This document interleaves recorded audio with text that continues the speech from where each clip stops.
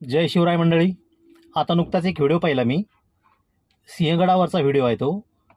कोणीतरी एक पर्यटक परदेशातून आलेला आहे आणि सिंहगड पाहता पाहता काहीतरी त्याची एक कुठली तरी माहिती असेल. त्या माहितीविषयी आपल्या मराठी माणसाला तो काहीतरी प्रश्न विचारतोय, काहीतरी विचारपूस करतोय.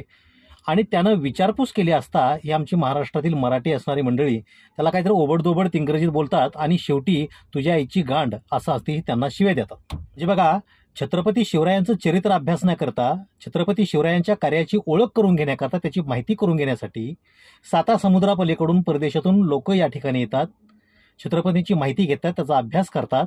छत्रपतींचं शौर्य आणि पराक्रम पाहून ती माणसं आश्चर्यचकित होतात आणि छत्रपतींच्या समोर नतमस्तक होतात.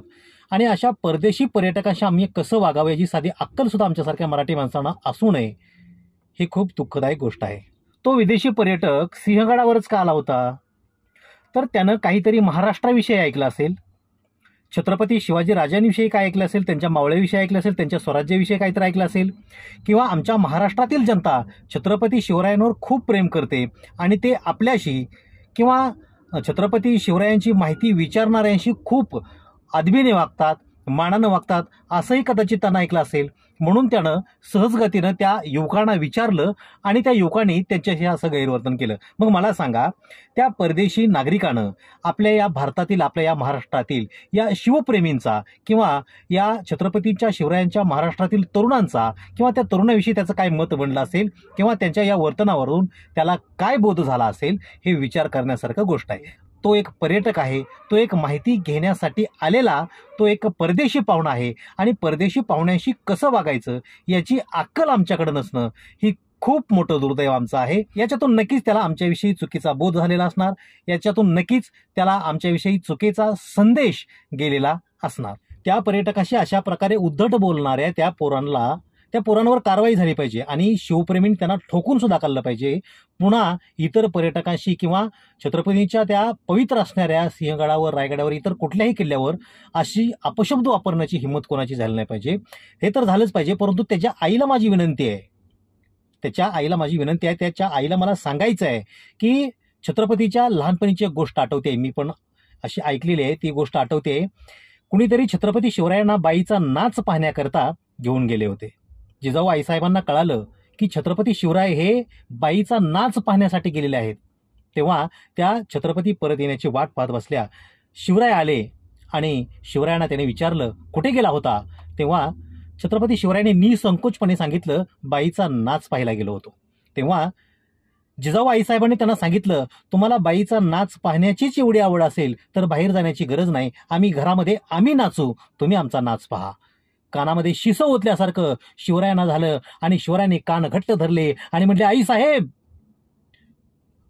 आमचा कडेलोट करावा, परंतु असे अपशब्द आपण बोलू नये. ही आई जिजाऊंची संस्कार करण्याची पद्धत होती, ही शिवरायांना घडवण्याची पद्धत होती. आपल्या संततीवर असे चांगले संस्कार आपल्याला करता आले पाहिजे. भले असे मोठे संस्कार करून आपल्याला आई साहेब जिजाऊ होता नाही आलं तरी त्यांच्याविषयी नीट बोलण्याची किंवा विचारलेल्या प्रश्नाला सरळ उत्तर देण्याची तरी माणसाला मर्यादा असावी.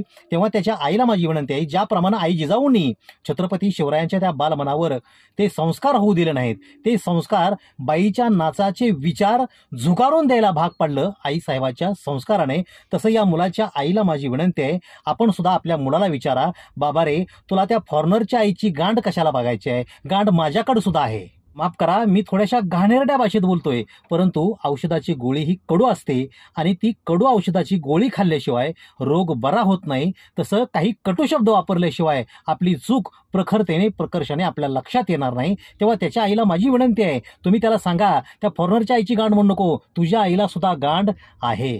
तेव्हा कुठे त्याच्या डोक्यामध्ये लख्खपणे प्रकाश पडेल आणि असे वामवर्तन, गैरवर्तन किंवा अपशब्द वापरण्याची त्याची पुन्हा हिंमत होणार नाही. हे संस्कार करणं आईबापांचं काम आहे. प्रथम दर्शनी पाहताना तर असं वाटतं की या औलादी मराठ्याच्या नाहीत, ही मराठ्यांची पोरं नाहीत. कारण ही मराठ्यांची पोरं जेव्हा किल्ल्यावर जातात, जेव्हा गडावर जातात, तेव्हा त्या शिवप्रेमाने, छत्रपतींच्या कार्याने भरलेली ती पोरं असतात, तेव्हा त्यांच्या तोंडातून असा अपशब्द येणं शक्यच नाही. ह्या औलादी कुठल्या तरी त्या 4 पोरी आहेत संघ बरोबर, त्या पोरी घेऊन बोंबलत फिरायला आलेली ही मंडळी आहे. त्या पोरींच्या बापांनी सुद्धा पहा, तुम्ही शिक्षणाच्या नावाखाली या पोरी शहरामध्ये घातल्यात खऱ्यात, परंतु या पोरी अशा उन्हाळ पोरांच्या नादी लागून कुठंतरी किल्ल्यावर, दर्ग्यावर, वड्या वगळीनी बोंबलत हिंडतात. याच्याकडे जरा लक्ष द्या. बाकी काय नाही मित्रांनो, ही पोरं जिथं दिसतील त्याच्या कानपाडात लागावा. अशा उन्हाळ अवलादींना जेव्हाच्या तेव्हा धडा शिकवला पाहिजे, यांची मुस्काडं फोडली पाहिजे. आणि यांचा मुस्काड फोडलेला जेव्हा व्हिडिओ पाहिल तेव्हा सर्व महाराष्ट्रातील शिवप्रेमींना खऱ्या अर्थानं आनंद होईल. तेव्हा त्या व्हिडिओची आम्ही मोठ्या आतुरतेने वाट पाहतोय. जय शिवराय, जय शंभूराज.